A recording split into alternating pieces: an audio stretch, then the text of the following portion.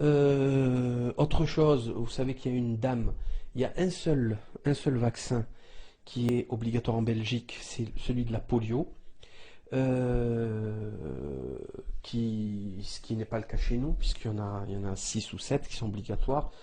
Il y a le DTP, il y a le BCG et il y a je sais plus lequel, voilà, bref, en France. Donc déjà, j'aimerais savoir pourquoi il y a autant de différences entre des pays aussi proches, mitoyens, voisins, frères, qui ont exactement les mêmes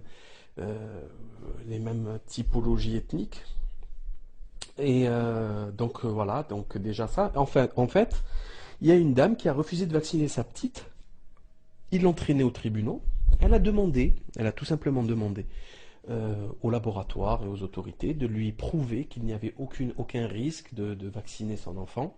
Et elle a gagné au tribunal, ce qui risque de faire jurisprudence.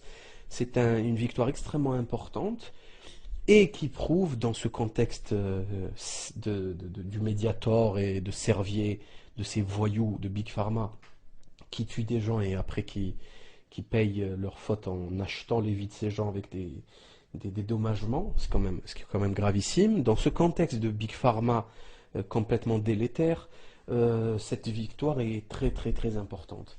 Donc ce qui nous permet de confirmer nos dires, nos conférences sur l'antivaccinalisme obligatoire, enfin la vaccination obligatoire et donc sur mon antivaccinalisme, c'est-à-dire je suis anti-vaccin, totalement, farouchement anti-vaccinaliste, tout simplement parce que c'est une cochonnerie. La preuve en est la Belgique, où il n'y a plus aucun vaccin d'obligatoire. Aucun.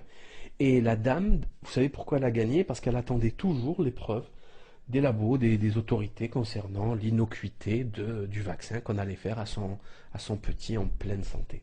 Donc c'est quand même extrêmement, extrêmement intéressant, c'est même génial.